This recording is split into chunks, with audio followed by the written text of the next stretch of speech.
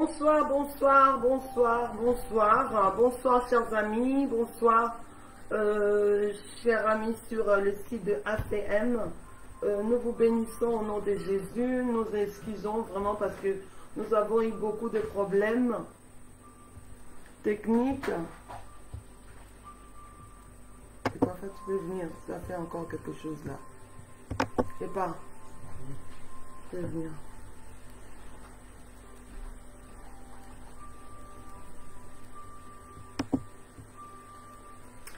Chers amis, bonsoir, bonsoir.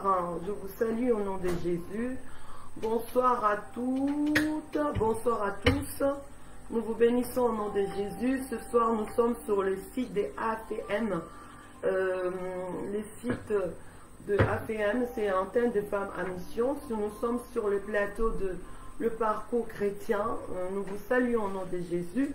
Nous nous excusons vraiment pour le retard qu'il y a eu. Ça a été un peu compliqué avant de commencer cette émission. Mais nous bénissons le Seigneur parce qu'il y a beaucoup d'aléas du direct. Nous bénissons le Seigneur parce que nous pensons et nous croyons qu'il est là. Notre Dieu est là. Nous vous invitons à partager, commencer à partager avec les amis ce moment que nous voulons dédier encore au Seigneur. Commencez à partager ce temps. C'est pour la gloire de Dieu. Commencez à partager, bien-aimés. Invitez les amis. Nous sommes sur le plateau de Le Parcours Chrétien. Le Parcours Chrétien. Nous voulons parler encore de ce parcours. Aujourd'hui, une femme, un parcours. Une femme, un parcours. Je vous invite à commencer à partager. Commencez à partager. Je vous attends. Je vous invite à partager encore ce moment pour la gloire de Dieu. Commencez à partager. J'attends que vous entrez. J'attends que vous entrez. Commencez à partager. Je vous salue au nom de Jésus. J'attends que vous entrez. Donc, commencez à partager. C'est vrai que nous avons pris un peu du retard. Mais nous vous saluons au nom de Jésus. Nous bénissons les Seigneurs pour cette opportunité encore qu'il nous accorde. Commencez à partager ce moment. C'est pour la gloire de notre Dieu. Commencez à partager ce moment. Je bénis les Seigneurs, j'attends que vous entrez. Commencez à partager pour la gloire de Dieu. Commencez à partager pour la gloire de Dieu. Alléluia. Nous bénissons les Seigneurs pour ce moment. Nous louons notre Dieu pour ce moment qu'il nous accorde. Alléluia, Hosanna. Commencez à partager, chers amis. Commencez à partager ces temps encore. C'est pour la gloire de Dieu. Nous attendons que vous entrez pour pouvoir commencer encore ce que nous voulons faire ce jour. Alléluia. Béni soit notre Dieu. Béni soit notre Dieu. J'attends que vous entrez pour pouvoir commencer l'émission. Commencez à partager, chère maman. Commencez à partager. C'est vrai que nous avons eu quelques difficultés, techniques, mais nous sommes là, nous sommes bien là. Commencez à partager ce moment pour la gloire de Dieu. Partage, invite les amis. Peut-être les gens étaient là, sont partis parce que nous avons commencé largement en retard. C'est lié aux problèmes logistiques. Commencez à partager ce moment pour la gloire de Dieu. Je t'invite, toi qui es là, à partager, à appeler les amis, parce que ce soir encore un parcours, une femme, un parcours. Nous sommes sur notre plateau et nous attendons que vous commencez à partager ce moment pour la gloire de Dieu. Commencez à partager, invitez les amis. Alléluia. Moi, je vais inviter les amis. Toi aussi qui es là, invite les amis à venir encore pour que ces temps soient pour la gloire de notre Dieu. Alléluia, Hosanna. Nous bénissons notre Dieu. Nous bénissons les seigneurs de gloire qui nous a fait grâce encore d'avoir la vie. La vie, j'ai toujours dit que la vie est un don. La vie est un don de Dieu. Dieu nous donne la vie. Alléluia. Il est celui qui nous donne la vie, qui nous renouvelle. Nous bénissons les seigneurs. Je ne suis pas seule sur ce plateau. Je ne suis pas seule. J'ai une invitée, une fille de Christ, une fille de Jésus. Alors je t'invite à commencer à partager ce moment pour la gloire du nom de Jésus. Commence à partager. Nous attendons que vous entrez pour commencer notre émission de ce soir. Je vois qu'il y a notre sœur. Alléluia. Oh, nous bénissons les seigneurs. Nous attendons que vous entrez pour pouvoir commencer encore ces temps de prière, ces temps de partage, ces temps où nous voulons encore bénir le Seigneur, ces temps que nous voulons encore, alléluia, bénir, glorifier notre Dieu. Commence à partager, nous bénissons le Seigneur. Nous sommes sur le site des ACM, Église de femmes en mission. C'est un site qui est dirigé par les sœurs ou l'église EEM, Église en mission, qui est située à Manchester. Nous bénissons le Seigneur pour l'opportunité qu'il nous a accordée. Alléluia, nous avons eu beaucoup de soucis logistiques ce soir, mais nous bénissons le Seigneur parce que nous sommes là pour le Seigneur. Nous voulons partager ce temps, nous voulons que ce temps soit pour la gloire de Dieu. Nous bénissons notre Dieu, nous bénissons le Seigneur pour ces instants qu'il nous a accordés encore par sa grâce. Nous avons notre bien-aimée qui est là, nous allons la présenter. Mais nous vous demandons à commencer à partager, à inviter les amis, parce que sûrement les amis étaient là à 21h30, comme nous l'avons dit, et ils sont peut-être partis parce que ne nous voyons pas arriver. Mais nous bénissons le Seigneur, excusez-nous vraiment, portez-nous dans vos cœurs. Nous avons eu beaucoup de soucis logistiques, si vous pouvez savoir. Alors vous aurez beaucoup de compassion à notre égard. Mais nous avons dit non, nous sommes des femmes battantes, nous sommes des femmes guerrières. Nous ne pouvons nous arrêter lorsqu'il y a un obstacle. Bien aimé, je bénis le Seigneur parce que je vois que vous êtes là. Alors je me présente encore. Je bénis l'église EEM. Je bénis l'antenne de femmes en mission. Je bénis la diaconesse maman Diva Bilonda et toute l'équipe, les sœurs Jennifer. Si je commence à citer les autres, je ne pourrai pas toutes les citer. Maman Loulou, Lisette, il y en a tellement de mamans. Je bénis maman Félix. Je bénis vraiment toute l'équipe, toute la grande équipe, la sœur Mimi, Mamie, on est tellement nombreuses à travailler, à œuvrer pour la gloire de Dieu. Maman Rachel, Niamete, je bénis le Seigneur pour cela. Je réside en France. Votre sœur, je suis une servante de l'Éternel. L'église en mission aussi, c'est mon église. Comme je dis toujours, vivement que la Covid passe pour que nous puissions encore nous retrouver. Je ne suis pas seule. Alléluia. Un parcours, une femme. Je suis avec une femme de prière. Je suis avec une femme combattante. Je vais la laisser se présenter. Ce soir, nous voulons parler d'un parcours. Un parcours, une femme. Alors, je suis avec une invitée. Je vais la laisser la parole pour qu'elle se présente. Voilà, tu peux te présenter. Bonjour mes soeurs et frères. Je m'appelle Nicole Moustache. Je suis originaire de la Guadeloupe. Maman va parler un peu plus fort. Oui, donc je suis chrétienne et je vis en région parisienne depuis une vingtaine d'années. Donc ce soir, nous voulons savoir pourquoi est-ce que vous vous trouvez dans ce plateau. Pourquoi est-ce que, je sais que nous sommes amis dans le Seigneur, mais nous sommes aussi des amis, parce que même si les gens ne savent pas, c'est aussi quelqu'un qui me soutient beaucoup dans la prière. Mais j'aimerais savoir pourquoi aujourd'hui vous passez dans cette émission. Parce que j'aimerais aussi au fait savoir c'est quoi la démarche de ce soir. Bon, en tout cas, quand ma soeur Evelyne m'en a parlé, elle m'a invitée, je n'ai pas hésité une seconde parce que le Saint-Esprit m'a poussée. Elle m'a dit vas-y, tu peux témoigner, tu peux faire du bien à une soeur, tu peux faire du bien à un frère. Donc je voulais aussi partager avec vous ce que j'ai vécu, mon parcours, comment je suis arrivée à Christ. Donc en tout cas, je suis née d'une famille chrétienne, catholique. Depuis mon enfance, j'allais à l'église, j'allais à la messe, je priais tous les jours. Je voyais toujours ma mère lire sa Bible tous les matins après avoir prié dehors à l'aube. Elle faisait un jeûne de temps en temps. Elle disait oui, c'est bien, il faut te lever tôt pour aller prier. Et moi, à l'époque, ça ne m'intéressait pas du tout. Donc, bon, elle ai aussi partagé avec les chrétiens de d'autres religions qui nous visitaient à la maison. Donc voilà, donc j'ai connu... Tu as grandi dans une famille catholique, là-bas en Guadeloupe. En Guadeloupe, donc la Guadeloupe, en fait, pour les amis qui sont en Angleterre, Guadeloupe, c'est les Antilles, c'est les Antillais, les Antillaises. Notre sœur est française d'origine antillaise. Donc tu disais que tu as grandi dans une maison, enfin dans une famille chrétienne. Ta mère était chrétienne. Tous les soirs, tout le matin, elle s'est levée tôt, elle jeûnait, elle priait. Et est-ce que toi, à cette époque, tu avais rencontré les seigneurs ou tu t'intéressais déjà? Est-ce que j'aimerais un peu comprendre. Nous sommes à l'aise, hein, nous sommes devant nos bien-aimés. Donc j'aimerais savoir à cette époque, du coup, tu étais catéchiste. Qu'est-ce que tu faisais à cette époque-là? Oui, j'étais au catéchisme.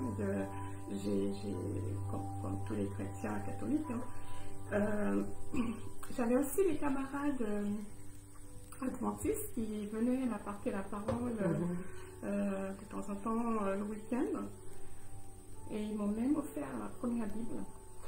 Mais à l'époque, je ne peux pas dire vraiment que je connaissais Dieu. J'y allais par habitude. Pour accompagner les parents. Voilà, pour accompagner les parents.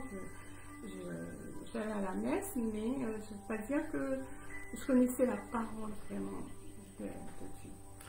Et juste en passant, ça fait combien de temps que tu connais les seigneurs? Je connais les seigneurs, ça va faire bientôt 9 ans. Gloire à Dieu. Et donc, nous continuons sur ce parcours. Au collège, au lycée, tu as toujours continué à aller à l'église catholique, tu as toujours continué à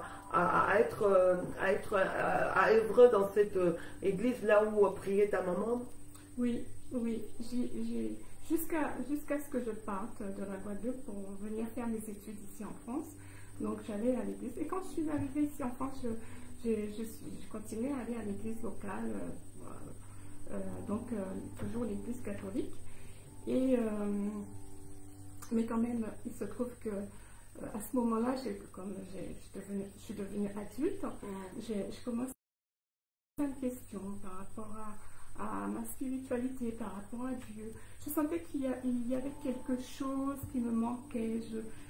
J'avais beaucoup de questions, beaucoup de questions. J'ai posé des questions autour de moi à ceux qui à l'église, mais je n'ai pas eu de réponse qui me satisfaisait. Donc tu te posais des questions. Quel genre de questions? Des questions existentielles, des questions philosophiques?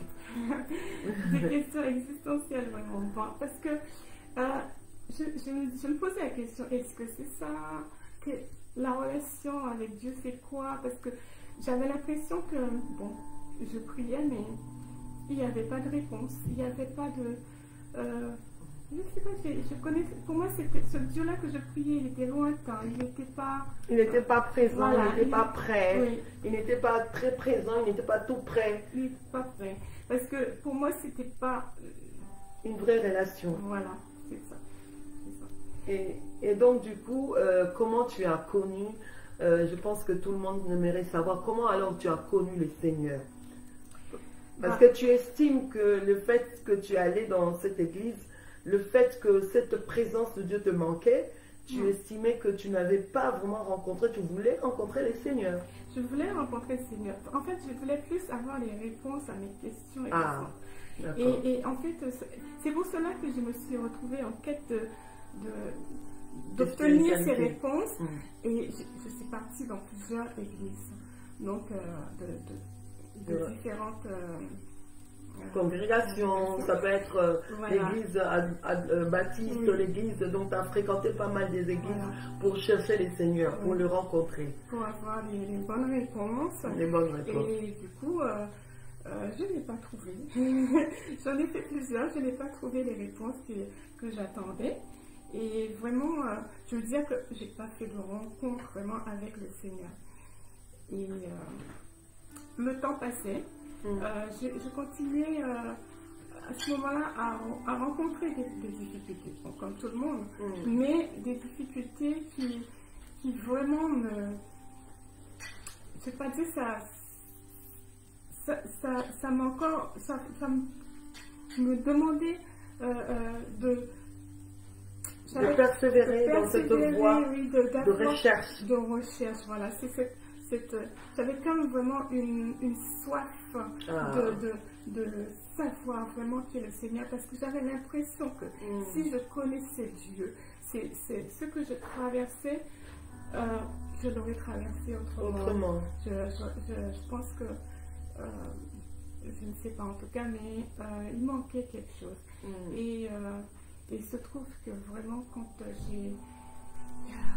j'avais des difficultés par rapport à mon fils qui m'ont permis. En tout cas, je sais que le Seigneur, il ne fait rien au hasard. Amen.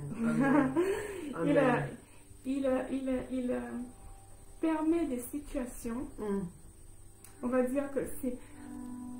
Des fois, on pense que bon, ça peut être l'ennemi qui vient nous embêter, qui vient nous... Mais je sais que c'est Dieu qui permet. Amen.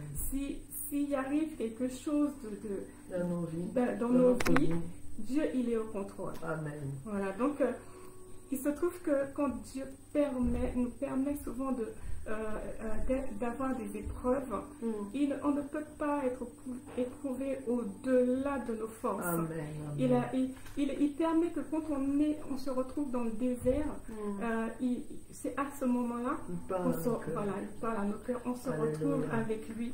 Il n'y a que lui qui peut faire refleurir notre désert. Mais je n'ai pas ma réponse. Comment est-ce que tu as rencontré le Seigneur? Comment est-ce qu'il a répondu à tes questions? Parce que tu avais beaucoup de questions existentielles. Alors, ce truc, un jour, je cherchais un taxi conventionné par la sécurité pour conduire mon fils à l'hôpital de jour pour enfants. Et cela, à la sécurité. Oui, en fait, c'est des taxis qui te conduisent, par exemple, qui te conduisent et toi, tu ne payes pas, mais c'est pris en charge par la sécurité. Ah, la sécurité sociale. Voilà. Donc, en fait, ça devrait se passer comme ça pour la prise en charge de mon fils. Et du coup, j'ai pris la liste des taxis de mon département. Je les ai tous appelés. Il devait y avoir une vingtaine. Et là, j'ai essayé que des réponses négatives.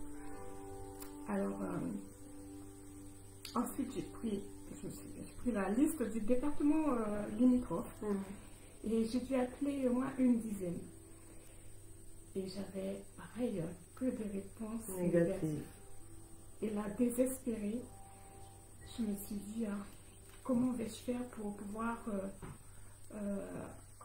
accompagner mon fils à l'hôpital? Si je ne trouve pas un moyen, comment je vais pouvoir faire? Parce que là, comme je travaille, je ne peux pas me libérer à ce moment-là pour pouvoir l'emmener. Donc, il va falloir trouver une solution. Et à ce moment-là, j'ai posé la question, je me suis dit, il faut que je me tourne vers le Seigneur, vers Dieu. J'ai dit à Dieu, merci que tu existes, vraiment. J'aurais aimé que tu puisses m'aider, que tu puisses me permettre de trouver une solution. Et là, du coup, le Seigneur, c'est vrai qu'à ce moment-là, j'ai compris qu'il est vivant, vraiment, il entend. Sans pourtant l'avoir rencontré. Sans pourtant l'avoir rencontré. Déjà. Mais j'étais dans... avec le recul, je me dis qu'il me connaissait bien. Il connaissait vraiment parfaitement mes besoins. Et peut-être qu'il attendait que je me tourne vers lui. C'est pas sympa. Voilà, c'est pas sympa. Et là, tout d'un coup, j'ai eu l'idée de reprendre ma liste. J'ai dit, j'appelle un dernier.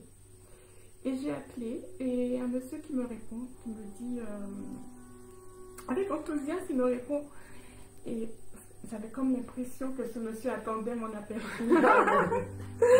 Que tu l'avais disposé. Il m'a dit, il n'y a pas de problème, madame, je vous conduirai votre fils, il n'y a aucun souci. Et dites-moi quand est-ce que je peux commencer.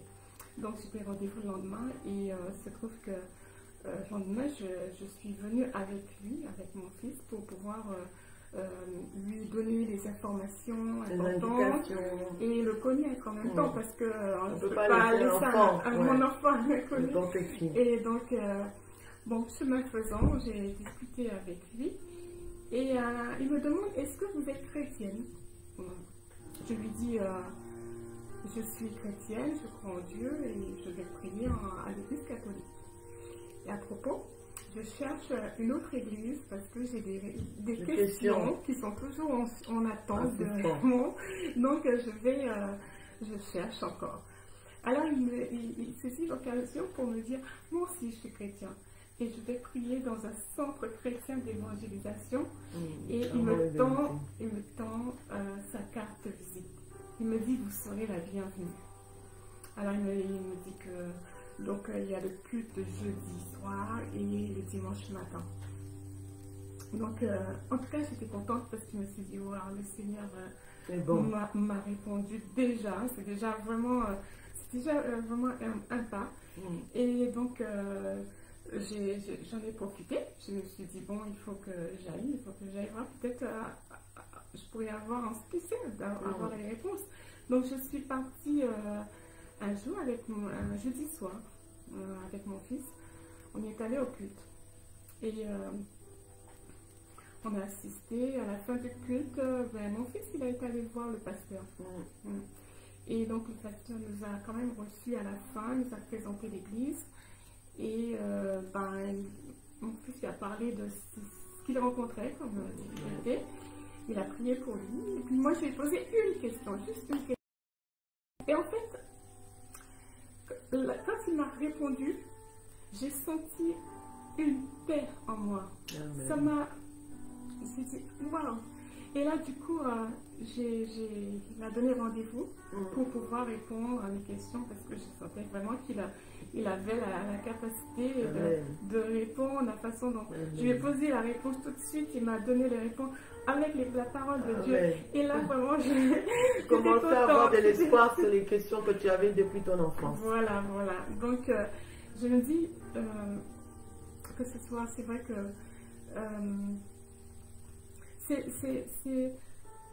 c'est Dieu qui a voulu. En fait, il y a un verset qui dit que, c'est dans Jérémie qui dit vous me chercherez, vous me trouverez. Si vous me cherchez de tout votre cœur, je me laisserai et trouver. je me laisserai trouver. Amen.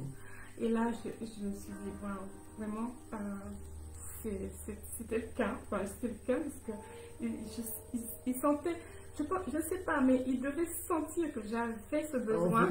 Il a provoqué cette situation parce que ça faisait un moment où je passais d'église en église, mais je ne me sentais pas toujours vraiment à ma place. Et là, je dis bon, après j'ai continué à y aller. Ça a duré plusieurs mois avec le pasteur. Il a répondu à mes questions. Je l'ai bombardé de questions. Nous saluons le pasteur Philippe, joli à passant. Voilà. Pasteur, si tu regardes. Il m'a donné beaucoup de réponses. Et puis, j'ai vite intégré une cellule d'église de maison où on parle de la parole de Dieu. On étudie la parole de Dieu. On va en profondeur. On peut poser toutes sortes de questions. Enfin, bon, on est libre de poser des questions. Tout le monde participe, tout le monde répond. Tout le monde exhorte. Les hommes et les femmes. Voilà. Et nous avons aussi des hommes de Dieu dedans. Et voilà, les hommes de Dieu. En tout cas, j'avoue que ce qui m'a beaucoup plu, c'est la proximité et la disponibilité des responsables à donner des réponses aux questions, à nous exhorter, à nous enseigner. Et là, je me suis vraiment sentie. Mais moi, je suis toujours assoiffée. Alors, tu as dit que tu avais des questions, tu as répondu aux questions. En fait, quels étaient les fardeaux pour lesquels tu cherchais le Seigneur? Tu nous as dit que tu étais enfant, tu as grandi, tu as eu des difficultés, tu te retrouvais seule avec ton fils, cela soit dit à passant. Et alors, c'était quoi les fardeaux? Pourquoi est-ce que ton fils avait besoin de cet taximène? Pourquoi est-ce que c'est de cela que je pense que ton parcours, moi j'ai déjà écouté ton témoignage, je suis avec toi à la cellule, bon, bien que la Covid nous empêche de tirer la parole, mais j'aimerais savoir, c'était quoi les fardeaux que tu avais? Parce que ces questions-là avaient aussi un rapport après avec ta vie.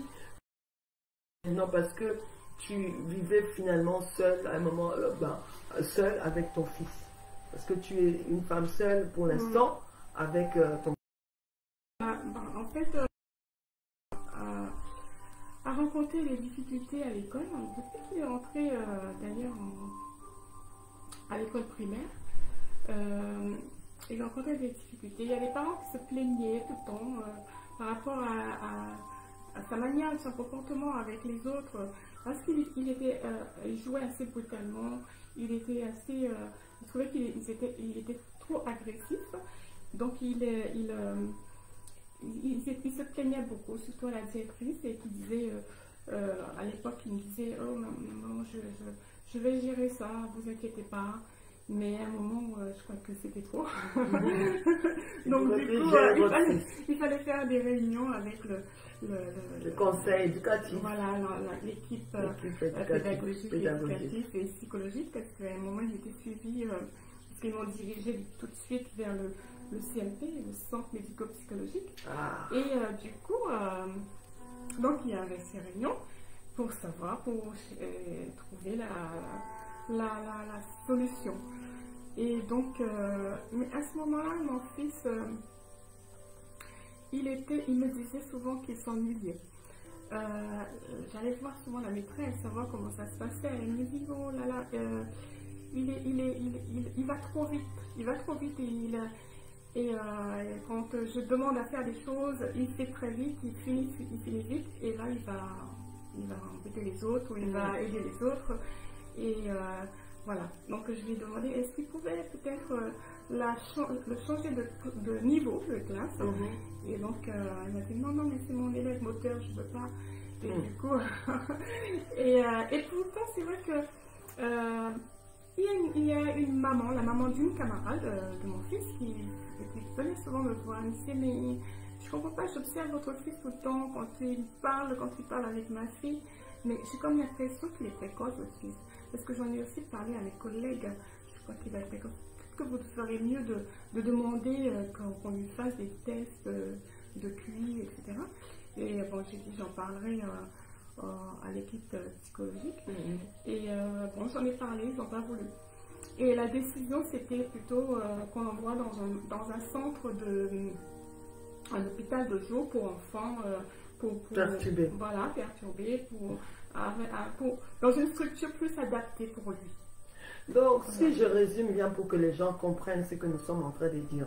Ton fils, l'éducation ou la maîtresse a diagnostiqué, ou l'équipe pédagogique, ils ont diagnostiqué qu'il avait un comportement agressif. Il avait un comportement non adapté. Et ils ont décidé par des réunions. Je me rappelle à l'époque quand tu m'en parlais, pour moi, à cette époque, je trouvais que c'était normal. Or, c'était des réunions qu'ils ont eux-mêmes mis en place pour décider que ton fils devait aller dans une école spécialisée pour des personnes qui sont un peu troublées. Voilà. En gros, c'est ça. En fait, il n'était pas comme les autres. Il n'entrait pas dans la case. Donc, voilà. Donc, à ce moment-là, c'est pas possible. Donc, il fallait qu'on l'envoie dans un endroit où on pouvait traiter son cas. Et puis, voilà, donc ils l'ont dirigé vers ce centre-là qui se trouvait à Paris. Donc, il fallait trouver tout un moyen, tout s'embouler. Parce que la diététiste me dit, moi, je suis obligée de déscolariser. Moi, je peux pas m'en occuper. Donc, du coup, la solution, c'était ça. Bon, j'avais pas de moyens financièrement pour l'inscrire à l'école privée, et donc j'ai accepté. Et puis, voilà. Il a passé quand même 5 années. Alors, par rapport à ça, qu'est-ce que cela a fait? Quelles sont les conséquences qu'il y a eu sur cet enfant et surtout sur toi et sur la relation avec le Seigneur? Je sais que c'était des temps difficiles, mais est-ce que tu pourrais nous en parler? Parce que comme toi, tu étais tu es venu au fait, finalement, tu cherchais Jésus pour des réponses existentielles. Oui. Or, Jésus, tu nous as dit qu'il savait, il a provoqué cet Taximène qui est notre frère à l'église, au fait, qui finalement t'a parlé de Jésus-Christ. Et au fait, Dieu voulait vraiment que tu viennes parce que seul, tu n'aurais pas pu. Oui. Alors, quelles étaient les conséquences en ce moment-là des conséquences sur ton fils, sur toi, sur ta relation avec les Seigneurs? Est-ce que tu pourrais un peu expliciter, parce qu'il y a peut-être une maman qui nous suit, qui est peut-être dans ce cas-là. Lorsqu'on t'appelle à l'école, tu ne réfléchis pas. Tu rentres dans une réunion où les gens parlent en termes psychologiques, en termes psychiatriques, en termes de choses que tu ne comprends pas, et du coup tu acceptes. Ils vont te dire non, c'est une aide. C'est ce qui a été présenté à notre soeur. On lui a dit non, non, non, il faut qu'il soit déscolarisé, au fait qu'il ne suive plus l'école normalement comme tout le monde, qu'on lui met dans une école spécialisée, juste parce qu'il est agressif. Il a un comportement qui ne rentre pas dans un moule, qui ne rentre pas dans une case. Voilà l'histoire de cette femme, ce parcours de cette femme que Dieu a tiré, que Dieu a permis que cet Taximène qui connaissait le Seigneur puisse venir l'orienter vers la prière. Et elle va continuer pour nous dire les conséquences, avant qu'elle nous dise comment aujourd'hui ça se passe, mais les conséquences à cette époque. Est-ce que tu peux en parler un peu pour qu'une maman qui nous suit, qui peut être dans ces cas, puisse se réveiller, ne pas laisser l'enfant, que l'école s'en occupe totalement, sans suivre. Mais c'est vrai que quand je me suis rendu compte quand l'enfant entre dans ce circuit, c'est comme une spirale, et on ne peut plus de récupérer facilement. Parce que au moment, enfin, j'ai continué avec le Seigneur, je continuais ma marche avec lui tout doucement, parce que bon, on faisait connaissance, il me parlait beaucoup, je rêvais, voilà, il y a des fois je ne comprenais pas, puisque je n'avais pas encore le discernement, mais il était quand même avec moi. Je faisais beaucoup de rêves et je voyais ce que je rêvais, je voyais se réaliser. Mais tout de même, j'avais pas encore je ne comprenais pas tout. Et donc, j'avais quand même, je trouvais quand même dans cette église, dans cette cellule où j'allais, des sœurs et frères qui m'aidaient, qui priaient avec moi, qui m'expliquaient certaines choses. Donc j'avais je commençais à voir un peu la lumière. Mais je vous dis franchement, si vous rencontrez ce genre de problème, il ne faut vraiment pas vous décourager. Il faut vraiment se tourner vers le Seigneur. Vraiment garder les yeux fixés vers lui, parce qu'il n'y a que lui seul qui peut vous aider à vous en sortir. Parce que ce n'est vraiment pas facile. J'ai vraiment eu un mal fou pour pouvoir le sortir de là. Quand au moment où j'ai voulu le sortir, j'ai eu beaucoup de combats. Ils se sont retournés contre moi. Et vraiment, c'était vraiment un combat, j'avoue. Parce que il ne voulait pas que je le sorte. Et à ce moment-là, il commençait à me dire non, nous avons un budget, nous allons perdre notre budget. Et là, je dis non, c'est pas possible.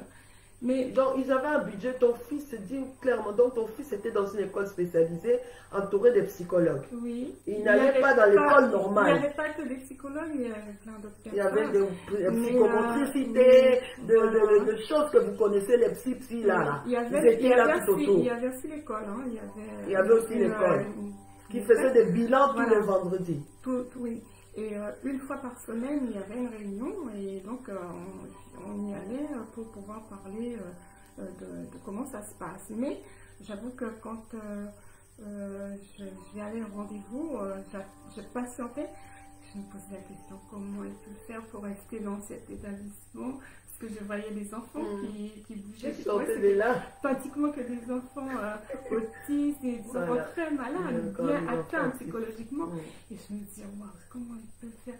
Et à l'époque, je ne sais pas, ils ont tellement bien vendu. Oui, et en fait, le pire, c'est qu'ils ont fait quoi à mon fils? l'enfant. Il était malade.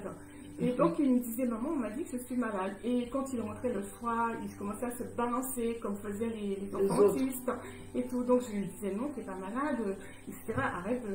Mais ils l'ont convaincu à votre fils qu'il était malade. Il était malade.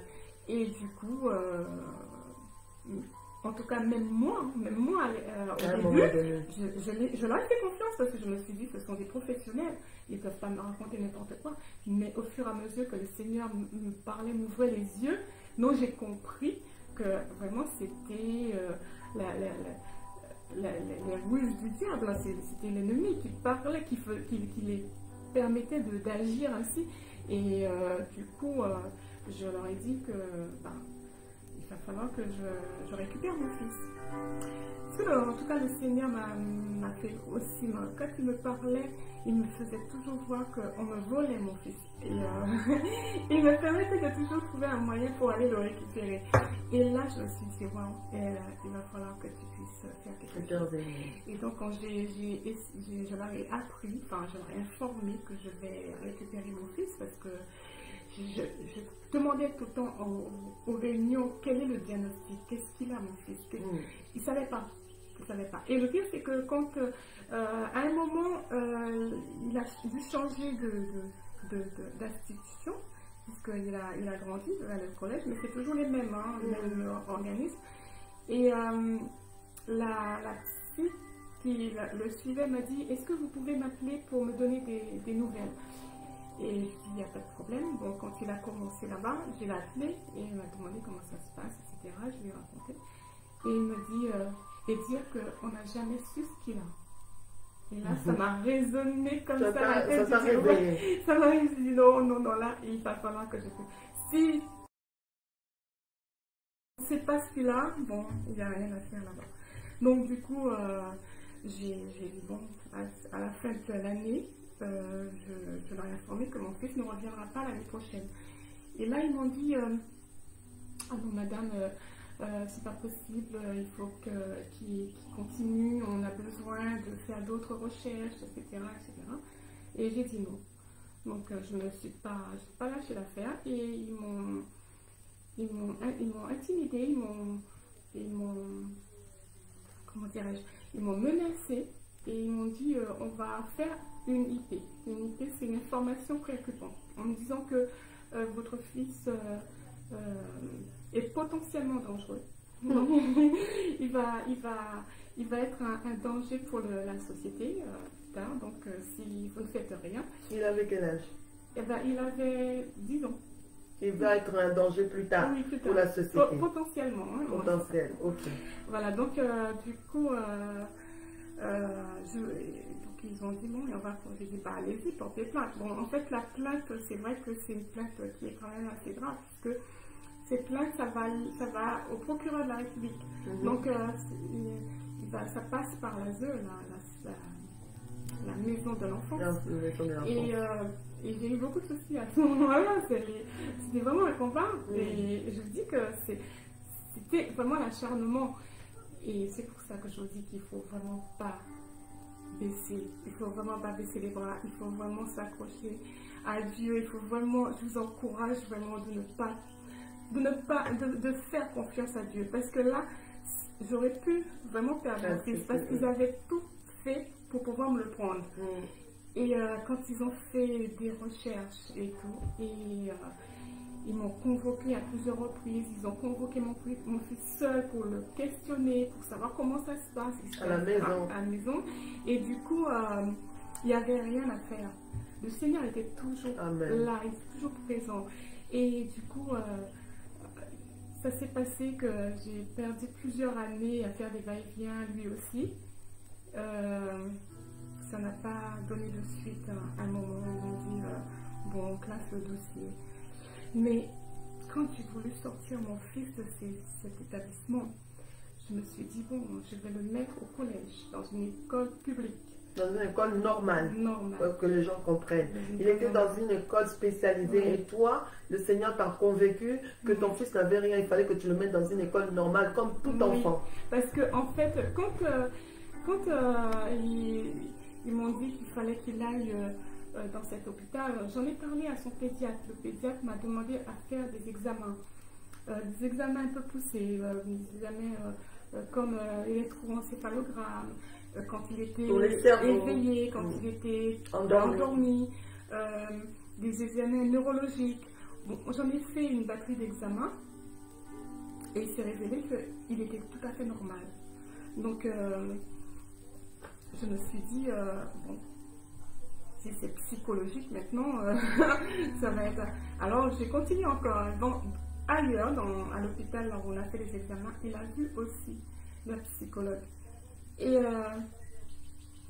du coup, cette psychologue me dit, est-ce qu'on lui a fait passer des tests de QI? Je lui dis non, ça n'a pas été fait. Elle me dit qu'on va le faire. Et du coup, j'ai eu beaucoup de mal quand j'ai voulu le mettre au collège dans un établissement public normal. En tant que maman, j'ai voulu expliquer à la proviseure son parcours en inscrivant, parce que je me suis dit, s'il se passe quelque chose, au moins ils ne vont pas dire, oh, vous ne m'avez pas prévenu. Donc je lui ai dit. Elle m'a dit, oui madame, on va l'aider. Et je vais l'inscrire. Donc on l'a inscrit dans cet établissement.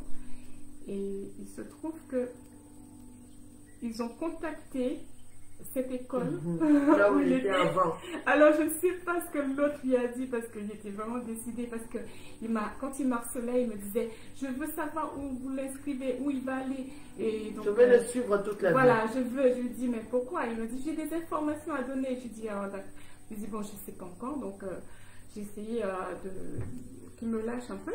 Et en fait, cette école s'est retournée, a été cherchée, a été contactée pour savoir. Et à ce moment-là, ils sont revenus, ils m'ont dit, vous savez, on ne peut pas le garder toute la journée en cours. Donc il viendra que le matin et le soir, l'après-midi, il restera à la maison. Et je dis pourquoi. Il m'a dit oui, pour le protéger contre lui-même et protéger les autres, parce qu'il se trouve que s'il arrive quelque chose, les parents vont venir se plaindre, notre établissement sera pointé du doigt, etc.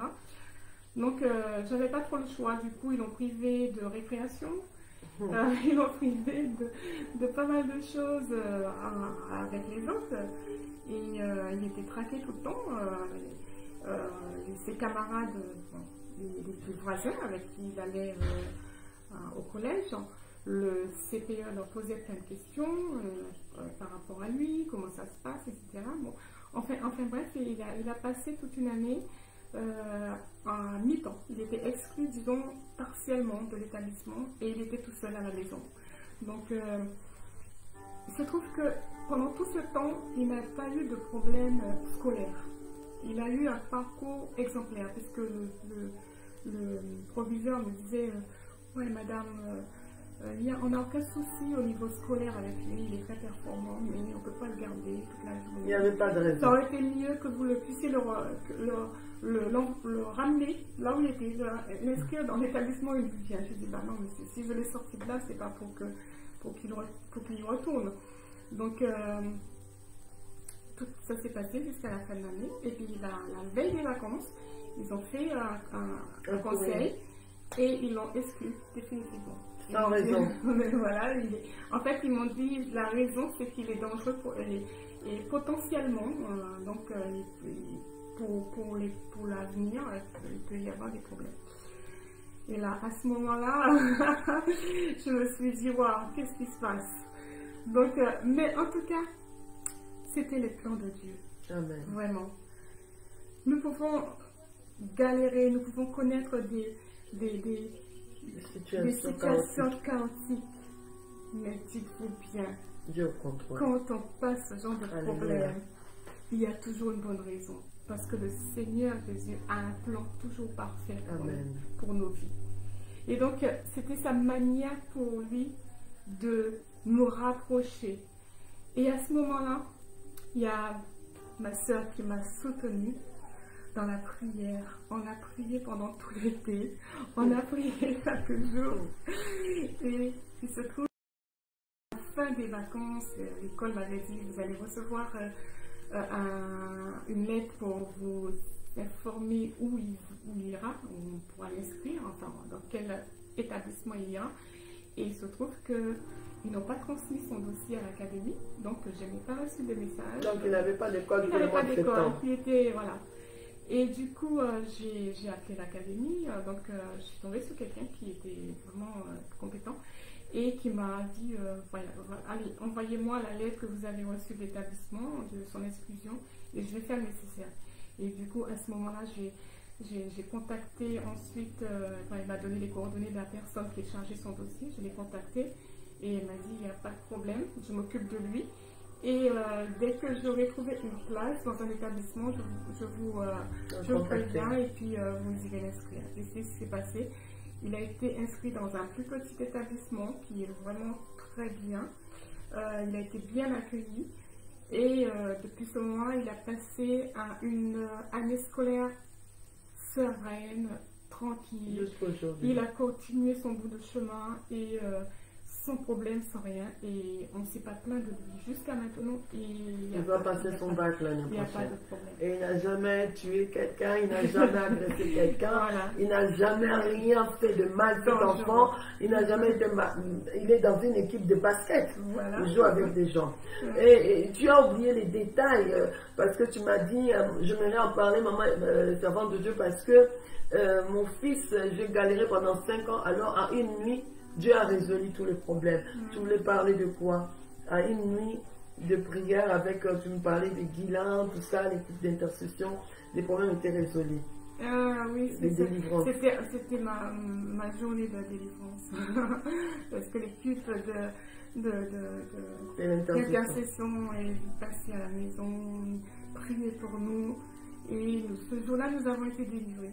Ça a été très difficile, très dur. Je ne peux même pas expliquer les douleurs que j'ai eues, comment c'était difficile. J'étais vraiment liée, attachée. Et vraiment, ce jour-là, nous avons été libérés, délivrés. Le Seigneur m'a fait entendre un bruit. Et à partir de ce bruit-là, je me suis sentie comme un oiseau qui s'envolait. Et à ce moment-là, j'ai compris que le Seigneur était vraiment tout puissant. Il a fait vraiment les choses comme il le voulait, à sa manière. Il a vraiment fermé une porte. Bon, il a ouvert une autre porte et pour qu'on puisse continuer. Et c'est le Dieu qui nous permet il nous demande juste d'accepter sa volonté pour nos vies. Donc, je vous encourage de toujours garder les yeux fixés vers le Seigneur. Quelle que soit la situation que vous traversez, il faut pas se décourager, il ne faut pas avoir peur, parce que le Seigneur est toujours avec nous. Il est toujours près de nous, il est toujours à nos côtés, il est là. En fait, il est le maître de la situation, il est là à tout moment. Et comme je me suis dit, waouh, j'ai essayé de faire les choses moi-même, à ma manière, et là, ça n'a pas marché. Et lorsque j'ai compris que vraiment, il était tout puissant, il était au contrôle, et là, j'ai vraiment tout donné, j'ai tout déposé mon fardeau pour lui. Amen. Et là, vraiment, il m'a donné un fardeau léger, et vraiment, c'était... Dans ton parcours, c'est ces situations qui t'a vraiment, on va dire, c'est vraiment une situation qui t'a convaincu de la présence de Dieu. Parce que là, c'est vrai, on dit en 30 minutes les choses, mais je l'ai vécu pendant 5 ans. Il y a beaucoup... Enfin, je ne peux pas rentrer dans les détails, mais il s'est passé beaucoup de choses. Je peux pas trop en parler parce qu'on va prendre des heures sinon. Mais vraiment, on a traversé des situations. En tout cas, moi, j'ai traversé des situations, mais pas possible.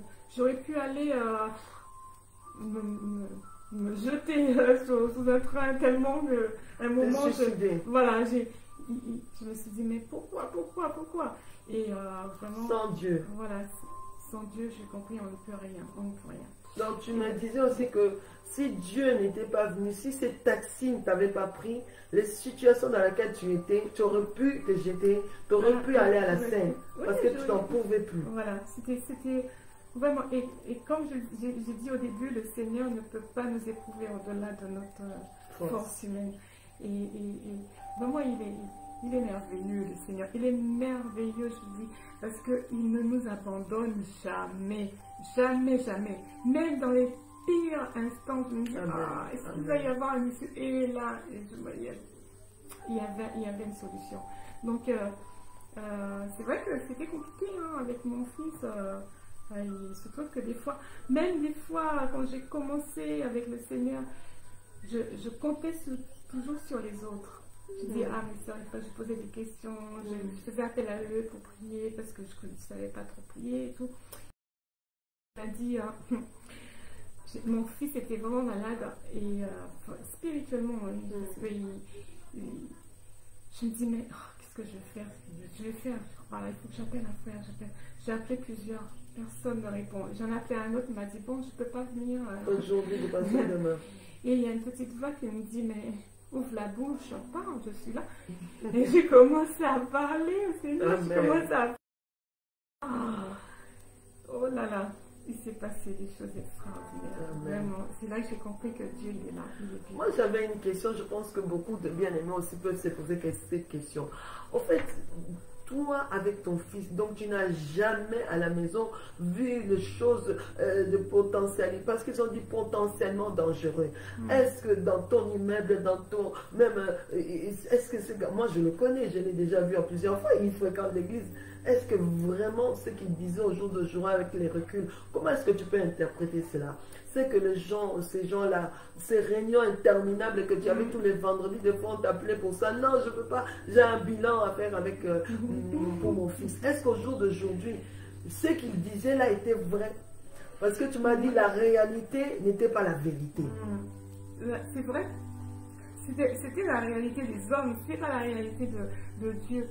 Et en fait, quand je disais que j'avais rencontré une psychologue à l'hôpital et qui m'a dit je vais faire un test QI. Et c'est là qu'elle s'est révoltée en voyant le résultat du test. Elle m'a dit votre fils, vous savez, son problème, c'est qu'il est précoce. Il n'avait rien à faire là-bas. Elle m'a dit que normalement, cet enfant s'ennuyait beaucoup à l'école. Il devait être orienté vers un établissement d'enfants précoces. Mais là où on l'a emmené, c'est comme si on lui a recouvert. Voilà. Et maintenant, il va falloir faire toutes les choses en sens contraire. C'est ce que Dieu a fait. Et c'est ce que Dieu a fait. Moi, je n'ai même pas eu l'opportunité de le faire. Dieu, il l'a fait tout seul. Donc, c'est pour cette raison que maintenant, il est tout à fait normal, il est tout à fait bien. Il a toujours été normal, c'est surtout ce qu'il faut dire. Il a toujours été normal, mais les hommes de ce monde bien aimés, toi qui envoies tes enfants à l'école, tu fais confiance quand il y a des sorties, tu fais confiance quand il y a...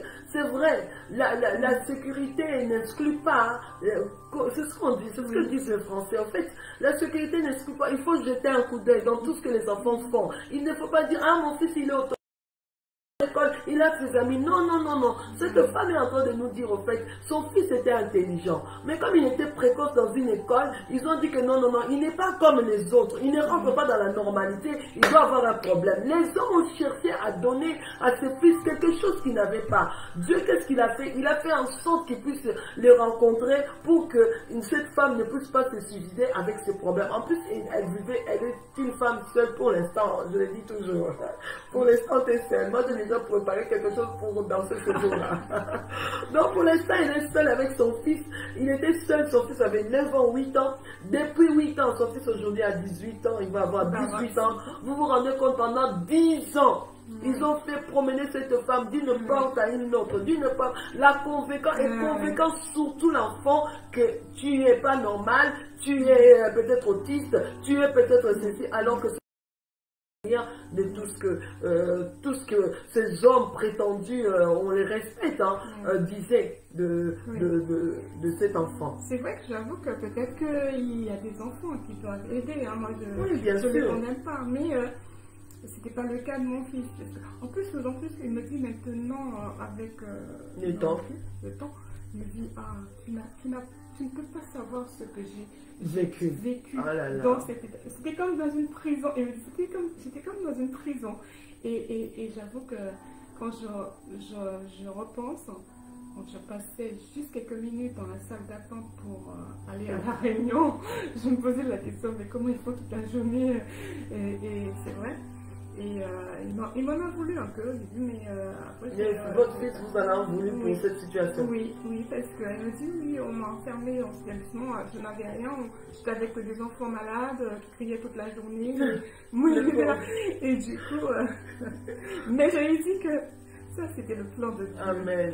Il a fallu que tu passes par là pour savoir qui était, pour pouvoir venir à lui. C'était sa manière. Enfin, je ne dis pas que Dieu est maso, je ne vais pas dire ça, mais c'était son plan. Il a fait ce plan-là parce que je suppose que tu serais venu au monde dans un autre décor, dans une autre situation. Peut-être que tu ne te serais pas soucié de chercher Dieu qui est Dieu. Maintenant, tu sais qu'il est. D'ailleurs, il est venu te parler, il t'a tout dit. Donc maintenant, je pense que il faut continuer à... Dieu a parlé à ton fils. Il a parlé avec lui. Ah, tu peux nous en parler un peu? Ah, donc peut-être c'est comme il n'est pas là, peut-être en plus bientôt il sera majeur. On peut pas... Non, il a parlé. Et puis, en fait, je ne vais pas te raconter, mais il m'a dit quand ce monsieur m'a parlé, il m'a parlé avec une fermeté et il était de dos. Je le voyais de dos, mais quand à un moment je me disais mais qu'est-ce qu'il a lui à me parler comme ça? Et puis il s'est retourné comme ça, il m'a dit, il est retourné de profil, il m'a montré sa main et j'ai vu que sa main était trouée mais il n'y avait pas de sang. Amen, amen, amen. Non, voilà, donc que sois béni. Bien-aimé, est-ce que tu as un mot de la fin à dire à nos bien-aimés qui nous suivent, qui ont été patients, parce que je les rappelle, nous avons eu beaucoup de soucis logistiques, mais le Seigneur est au contrôle, le Seigneur a voulu que nous partageons ce temps avec vous pour une femme. C'était un parcours, une femme en fait, où cette femme a vécu une réalité, et le sous-thème était la réalité des hommes n'est pas la vérité de Dieu. Est-ce que tu as un mot de la fin? Tu m'as dit les raisons étaient pour fortifier une femme qui est là. Est-ce que tu as un mot de la fin pour encourager encore, pour parler à une femme, un parcours, une femme bien-aimée? Est-ce que tu as un mot de la fin, parce que nous tendons vraiment vers la fin? Est-ce que tu as un mot, un encouragement, toi-même, au vu de tout ça? Parce que je peux vous rassurer, son fils, il va bien, il passe le bac, il faut qu'il réussisse son bac l'année prochaine. C'est notre Tony Parker, parce qu'il est grand et il fait du 45, 46, 45 pour ses baskets. Il joue au basket avec des amis. Donc, est-ce que tu as un mot de la fin? Bon, en tout cas, moi je dirais que bon, je ne connaissais pas Dieu. Je l'ai cherché, mais je l'ai rencontré. Il a permis que je le rencontre. Et si toutefois tu rencontres un problème, ce genre ou autre, il faut vraiment pas lâcher. Il faut vraiment s'accrocher au Seigneur. Vraiment aller vers lui, lui parler. Parce qu'il est là, il entend, il écoute. La parole dit, son oreille n'est pas trop dure pour entendre, ni sa main trop courte pour venir. Il est là. Il faut s'accrocher à lui. Vraiment s'accrocher à lui. Parce que c'est un Dieu tout-puissant. Il a besoin que nous puissions abandonner tous nos fardeaux, nos soucis, nos désirs, nos souffrances à lui. Amen. Il a besoin que nous venions à lui tout simplement. Que nous puissions lui parler de nos problèmes, parler de nos joies, de tout ce que nous traversons. Et il est capable il est la solution à tout. Il est capable. Et quand on vient à lui, je pense qu'il est dans la joie aussi. Il est toujours content d'écouter ses enfants. Il est toujours toujours disponible. Il est vraiment attentionné. En tout cas, c'est un papa qui est merveilleux. Amen. Et il est vraiment merveilleux. Je vous dis. Amen. Ne baissez pas les bras. Soyez vraiment rassurés. Soyez dans l'assurance vraiment qu'il est là, qu'il est présent, il est vivant. Amen. Voilà, il ne faut pas baisser les bras. Bien-aimés, en tout cas, nous vous bénissons. Et tant que maman, et tant que femme, Dieu nous a fait grâce de porter ses entrailles. La Bible dit que les fruits de tes entrailles sont bénis. Et nous avons cette charge en tant que maman, et tant que femme. Bientôt, nous aurons la journée de la femme, le mois de la femme. Toi qui es femme qui nous suis, tu as une responsabilité. À la maison, la Bible dit que ce n'est pas un homme puissant, ce n'est pas un évangéliste qui bâtit la maison, ni un pasteur, ni un prophète, ni un ancien. C'est une femme, mais une femme sage qui bâtit la maison. Bien-aimée, tu es une femme. Femme, que tu dois veiller sur la maison, tu dois veiller sur tes enfants, tu dois veiller sur la bénédiction que Dieu t'a donnée. En tout cas, nous vous bénissons pour nous avoir écoutés, nous vous bénissons pour ce temps que vous nous avez accordé. Partagez ce temps, c'est vraiment pour la gloire de Dieu. Nous nous excusons encore pour le retard, le grand retard que nous avons eu. Nous bénissons le Seigneur pour vos vies, que notre Dieu vous bénisse. Partagez ce moment, c'est pour la gloire de Dieu. Nous vous saluons au nom de Jésus. Que le Seigneur vous bénisse. Soyez richement bénis. En tout cas, que Dieu vous bénisse. Et nous vous disons au revoir à une autre fois.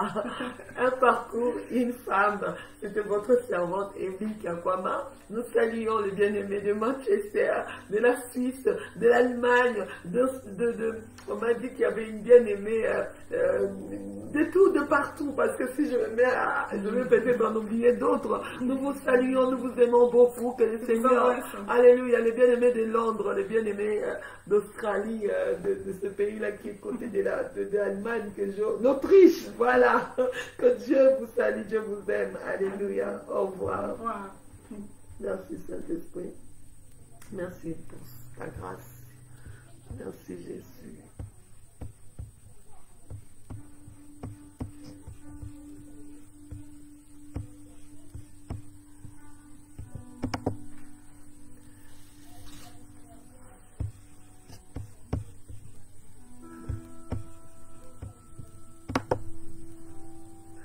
Je crois que c'est terminé.